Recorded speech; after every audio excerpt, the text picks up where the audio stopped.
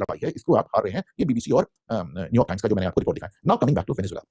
Venezuela के बारे में मैं आपको बताऊं, आपको मालूम है सऊदी अरब में 1938 यानी 1938 में तेल मिला था। सही मायने में बड़ा तेल, छोटा बड़ा बड़ा तेल जिसे कहते हैं। उसके बाद सऊदी अरब का मुकद्दर हो गया। वेनेजुएला में 1914 1914 में तेल मिल गया था और बड़ा तेल जिसको मिलना चाहिए 1922 में मिल गया था। वो अलग बात है कि वेनेजुएला का जो तेल है थोड़ा सा इतना थिक है कि हर रिफाइनरी में वो खप नहीं सकता। हमारे यहाँ रिलायंस की रिफाइनरी में खप जाता है, ये अंबानी साहब ने इंतजाम कर रखा है बहरहाल। तो उनको तेल मिला और इतना तेल मिला कि द्वितीय विश्व युद्ध के बाद, सेकंड वर्ल्ड वॉर के बाद, जब पूरी दुनिया फराव हो गई, सबके पैसे खत्म हो गए, सब बर्बाद हो गए थे, रोजी रोटी के परेशान थे, उसने यानी 1950 का जो दशक था, उसमें साहब वेनेजुएला दुनिया की चौथी अमीर देश घोषित हो गया। चौथा अमीर देश। सोचिए जो आज देश कंगाल हो गया है उसमें इंडिया, और इसके पहले कौन था?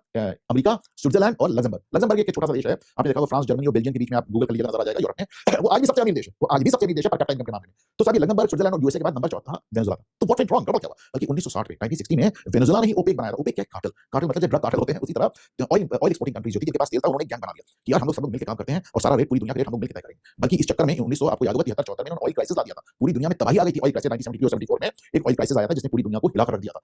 जब ऑयल क्राइसिस आई तो साहब कीमतें और बढ़ गई। अब तो साहब वेनेजुएला को पूछे नहीं, एकदम सब राजा हो गए। दुनिया की सबसे महंगी शैंपेन और दुनिया की सबसे महंगी विस्की और ये वो बढ़िया बढ़िया गाड़ियां पहले दौड़ रही थी। हालत ये हो गई थी, लोग वीकेंड में शॉपिंग के लिए वेनेजुएला से उड़ता थी प्राइवेट प्लेन में, और जो फ्लोरिडा में मियामी जो कोस्टल सिटी है वहां जाके अमेरिका में शॉपिंग करते थे, लौट के आ जाते थे। इतना पैसा आ गया साहब, दुनिया का चौथा अमीर देश। लेकिन गड़बड़ कहां हुई? अब ये इसमें हमारे लिए सबक है। देखिए इससे सबक किसी और ने लिया वो भी बताता हूं, लेकिन हमें क्या सबक लेना चाहिए।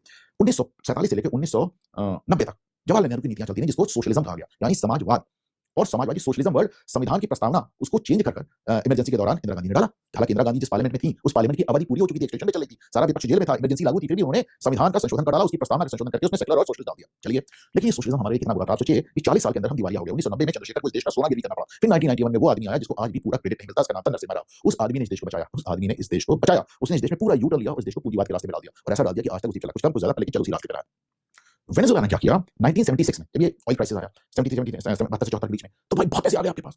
तो फिर उसके बाद वेनेजुएला के शासकों को लगा कि साहब इतना पैसा आ रहा है, हमारे यहाँ बड़ी बड़ी ऑयल कंपनीज हैं, अमेरिकी कंपनी भी काम कर रही थी, एक्सॉन मोबिल जैसे, इनका से तेल निकाल के बेचा जा रहा था। साहब इतना पैसा है, हम इसको कंपनियों के साथ, प्राइवेट कंपनियों के साथ अपना प्रॉफिट इनसे शेयर क्यों करें? ऐसा ना हम क्या करें, पूरा प्रॉफिट खुद ही क्यों खा लें? और तब साहब इन्होंने एक वो किया जिसे कहना चाहिए नेशनलाइजेशन, जिसे राष्ट्रीयकरण करते हैं। आपको याद है इंदिरा गांधी ने काम किया था, उन्होंने हिंदुस्तान के सारे बैंक्स को नेशनलाइज कर दिया। आपको याद है जवाहरलाल नेहरू ने काम किया था, उन्होंने एयर इंडिया को नेशनलाइज कर दिया, जो वापस गई है, अब तो बैंक प्राइवेटाइज हो रहे हैं। तो ये जो राष्ट्रीयकरण जिसको कहते हैं, तो सारी चीजों पे मतलब आज ये कलम की फैक्ट्री आती है, सरकार आती है, कहती है चलो भागो यहाँ से, फैक्ट्री हमारी। तो उसी तरह वेनेजुएला ने क्या किया कि इनका जितनी प्राइवेट कंपनी से सब कब्जा कर लिया और कहा ये अब वेनेजुएला राष्ट्र नहीं है, चलो निकलो यहाँ से। उसी में अमेरिकन कंपनी भी थी एक्सन मोबिल, तो एक्सन मोबिल का नाम आपने सुना हुआ है। आज 50 साल बाद भी डोनाल्ड ट्रंप उसी का ताना देते हैं, अरे वो तो हमारा है, वो तो हमारी कंपनी, आज तक वो एक्सन मोबिल का ताना दे रहे हो, झूठ बात है। मैंने उन्होंने पीडीवीएस करके कंपनी बनाई और सारे जितने एसेट्स थे, जितनी ऑयल कंपनीज थी, सब